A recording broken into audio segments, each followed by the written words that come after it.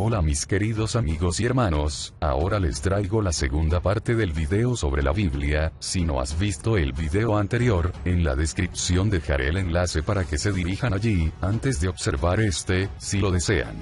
En ese video hablamos de algunos datos de la Biblia, entre otras cosas, y revisamos evidencias claras de la veracidad de relatos bíblicos, como el diluvio universal, la vida de Moisés, y el día perdido.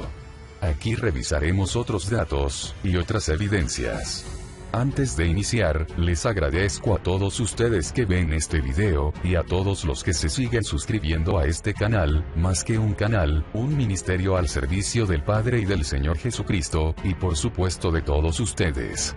Hay quienes piensan que la Biblia solo es para personas carentes de inteligencia, pero veamos qué dicen algunos personajes célebres de la historia, acerca de la palabra de Dios.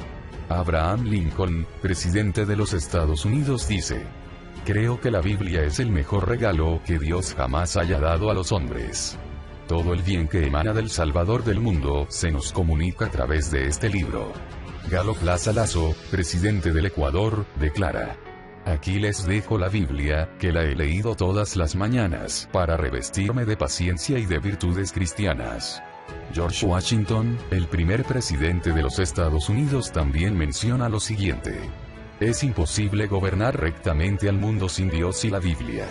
Napoleón Bonaparte, militar y gobernante francés, general republicano durante la Revolución y el Directorio, dijo: "La Biblia no es un mero libro, sino una creación viviente con un poder que vence a todo cuanto se le opone". Isaac Newton, físico, filósofo, teólogo, inventor, alquimista y matemático inglés, aseguró lo siguiente: "Hay más señales de autenticidad en la Biblia que en la historia profana alguna". Y por último veamos este dato de Cristóbal Colón. En 1492, Colón atravesó el océano y descubrió América. La frase es bastante conocida, pero Colón hizo esto, después de haber sido llamado loco por el pueblo por querer llegar hasta Asia navegando rumbo al oeste. Curiosamente, Colón emprendió ese famoso viaje orientado por la Biblia.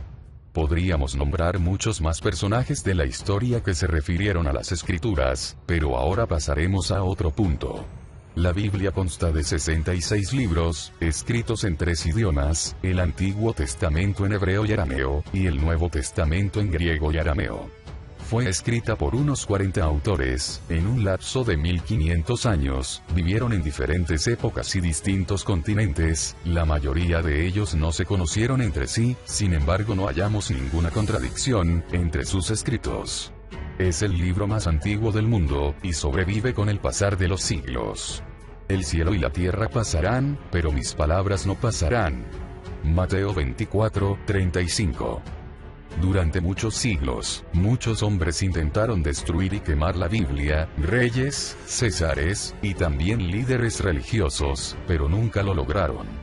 Diocleciano en el año 303, después de Cristo, ordenó la erradicación de todos los cristianos y su santo libro. Casi todos los manuscritos de la Biblia fueron destruidos. Todos aquellos que eran sorprendidos traduciendo la Biblia, eran puestos en prisión, torturados, y muertos vilmente. Hace unos 4000 años, el concepto de universo era desconocido, nadie tenía conocimiento de tal verdad. La creencia antigua decía que la Tierra estaba puesta sobre 4 elefantes gigantes, y esos a su vez, parados sobre una tortuga inmensa. Se creía que la Tierra era plana, y a nadie se le ocurría pensar siquiera que la Tierra estaba suspendida en el espacio, sujetada por nada. Pero en la Biblia ya constaba esta verdad, que la ciencia tardaría miles de años para descubrir. Él extiende el norte sobre vacío, cuelga la tierra sobre nada. Job 26:7. Ahora para nosotros es normal decir que la tierra cuelga de nada, pero para el tiempo que se escribió el libro de Job, en el tiempo que era conocido como la Edad de Bronce, nadie conocía esto. Job habla de la tierra, como si la hubiera visto en una fotografía con satélite. Aparte de esto, hace unos 3500 años, la Biblia describía correctamente lo que había al interior de la tierra. De la tierra nace el pan, y debajo de ella, está como convertida en fuego. Job 28:5. Sabemos que hay un lago de fuego al centro de la Tierra, pero hasta el siglo XIX, las personas consideraban esto como algo incorrecto, pero en el siglo XX, fue descubierta la estructura de la Tierra. En 1905, el sismólogo Andrija Morovičić descubrió el manto de la Tierra por medio de ondas sísmicas. El sismólogo Benno Gutenberg descubrió el núcleo exterior de la Tierra, en 1930. Y la sismóloga Inge Lehmann, en 1936, descubrió el núcleo interno de la Tierra. Otra de las cosas que tenía registro en la Biblia, antes que fuera descubierta, fue el ciclo del agua. Él atrae las gotas de las aguas, al transformarse el vapor en lluvia, la cual destilan las nubes, goteando en abundancia, sobre los hombres. Job 36, 27 y 28. Los ciclos del agua son evaporación, condensación y precipitación. Los rayos del sol evaporan toneladas de agua de la superficie de océanos y ríos. Cuando el vapor es condensado, se transforma en nubes, entonces estas nubes colisionan unas con otras, se transforman en lluvia, y de nuevo cae sobre la tierra, así es producida la lluvia. Este ciclo fue descubierto hasta los siglos XVI y XVII. Pierre Perrault y Edmundo Mariotte lo descubrieron con diversos experimentos. Gracias a la Biblia, las mentes más brillantes del mundo reconocieron que Dios es un ser realmente poderoso. Dios, que es bueno, creó el universo ordenadamente para nosotros. Frase dicha por el astrónomo Nicolás Copérnico. El sistema más hermoso del Sol, planetas y cometas, solo puede proceder de la sabiduría y poder de un ser inteligente y poderoso, y en la explicación de su poder, él es llamado Dios, aseguró el físico Isaac Newton. Los descubrimientos científicos revelan un universo que concuerda con las opiniones religiosas. Charles Towes. Premio Nobel de Física. El hombre encuentra a Dios detrás de cada puerta que la ciencia logra abrir. Albert Einstein, un físico alemán de origen judío, nacionalizado después suizo, austriaco y estadounidense. Es considerado el científico más conocido y popular del siglo XX. El Todopoderoso ha demostrado suficientemente su grandeza, tanto en las escrituras como en la ciencia. El problema no está en la deficiencia de parte de Dios, sino que existe una penumbra en nosotros. Afirmación dicha por el profesor Richard Swenson de la Universidad de Wisconsin. Charles Spurgeon, considerado el príncipe de los predicadores, hizo algunas afirmaciones, entre ellas están: una Biblia que se cae en pedazos usualmente pertenece a una persona que no lo está. Los sermones deberían estar llenos de la Biblia. Nuestras propias palabras son meras bolitas de papel comparadas con el disparo de rifle de la palabra. ¿No hay Cristo en tu sermón, caballero? Entonces vete a casa y nunca prediques de nuevo hasta que tengas algo que valga la pena oír. Ahora veamos algunas profecías dadas en el Antiguo Testamento, las cuales han llegado a cumplirse, mayormente sobre el bendito pueblo de Dios, la nación de Israel. Días vendrán cuando Jacob echará raíces, florecerá, y echará renuevos Israel, y la faz del mundo llenará de frutos. Isaías 27, 6. La agricultura en Israel es el resultado de una larga lucha contra difíciles y adversas condiciones, y de haber aprovechado al máximo la escasez de recursos hídricos y tierra cultivable. Su éxito radica en la determinación y el ingenio de los agricultores y científicos que se han dedicado a desarrollar una agricultura floreciente en un país en el que más de la mitad de su superficie es un desierto, demostrando así que el valor real del suelo depende en gran medida de la manera en que es utilizado. La agricultura cumple un papel importante en la economía de Israel, representando actualmente casi un 2,5% del Producto Nacional Bruto y el 3,6% de las exportaciones. La proporción de trabajadores agrícolas dentro de la fuerza laboral es de aproximadamente 3,7%. Desde que Israel obtuvo su independencia, 1948, el área cultivada total aumentó de 165.000 hectáreas a alrededor de 435.000 hectáreas, y el número de comunidades agrícolas creció de 400 a 725. Durante el mismo periodo, la producción agrícola fue incrementada 16 veces, más que el triple del crecimiento de la población. sino acuérdate de Jehová tu Dios, porque Él te da el poder para hacer las riquezas, a fin de confirmar su pacto que juró a tus padres, como en este día. Deuteronomio 8:18. La mayor parte de la agricultura de Israel está organizada en principios cooperativos que surgieron en el país durante las primeras décadas del siglo XX. Motivados tanto por la ideología como por las circunstancias, los pioneros establecieron dos formas singulares de asentamiento agrícola. El kibutz, una comunidad colectiva en la que los medios de producción son propiedad común y el trabajo de cada miembro beneficia a todos. Y el moshav, un poblado agrícola en que cada familia mantiene su economía doméstica propia y trabaja su propia parcela, mientras que las adquisiciones y el mercadeo se llevan a cabo en forma cooperativa. Ambas formas fueron el medio para cumplir el sueño de los pioneros de las comunidades rurales que se basaban en la igualdad social, la cooperación y la ayuda mutua. Su producción representa hoy en día cerca del 76% de la producción agrícola del país, así como muchos alimentos procesados, tanto para el mercado interno como para la exportación. Ahora veamos otro acontecimiento del mundo. El 6 de agosto de 1945 a las 8:15 de la mañana, los Estados Unidos lanzaron una bomba atómica desde una altura de 500 metros sobre la ciudad japonesa de Hiroshima. 3 días después, el 9 de agosto, soltaron otra bomba similar sobre el puerto imperial más importante del Japón, Nagasaki. La explosión destruyó edificios situados dentro de un área de 15 kilómetros cuadrados del epicentro de la detonación, muriendo inmediatamente en las dos explosiones más de 200.000 personas. Los daños físicos que estas bombas causaron son exactamente como las describió el profeta Zacarías, en el año 500 a.C. Y esta será la plaga con que herirá Jehová a todos los pueblos que pelearon contra Jerusalén, la carne de ellos se corromperá, estando ellos sobre sus pies, y se consumirán en las cuencas, sus ojos, y la lengua se les deshará en su boca. Zacarías 14:12. Esta profecía está relacionada con la batalla del Armagedón, cuando explote la Tercera Guerra Mundial, cuando todas las naciones se reúnan para tratar de destruir a Israel. Sin embargo, describe perfectamente los efectos de la radiación nuclear, tal como se experimentó en Japón en el año 1945. Pregunto: ¿cómo podía saber algún ser humano los efectos de una bomba nuclear al ser lanzada, 500 años antes de Cristo, cuando ni siquiera sabían que se podía construir algo así? Sí, por revelación de Dios. Clara evidencia de la veracidad de las Escrituras. Nadie entendió este pasaje, hasta que se dio aquel suceso en Japón, y entonces, vieron la veracidad de la Biblia. 1. Los cuerpos se deshicieron estando sobre sus pies.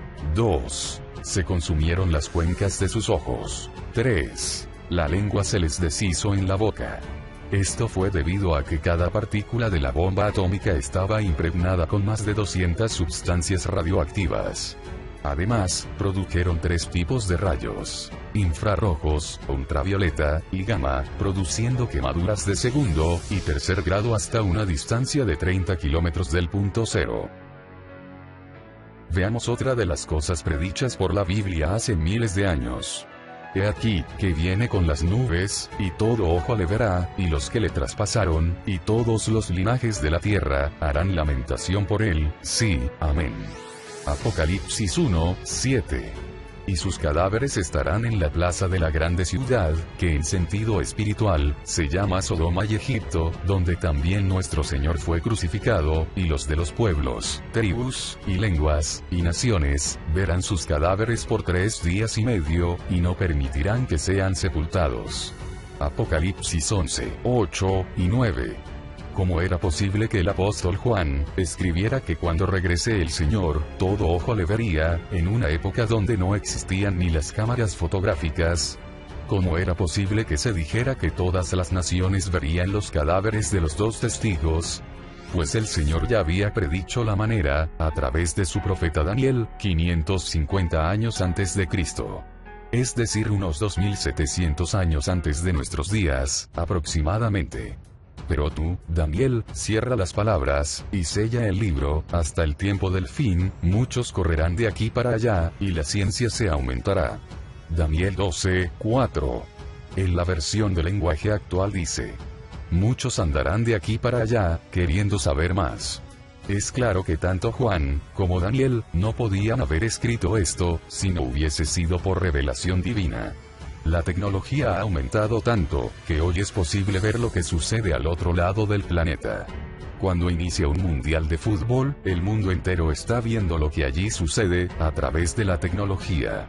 Celulares, televisiones, tablets, y todo gracias a los satélites modernos de comunicación, y gracias al Internet.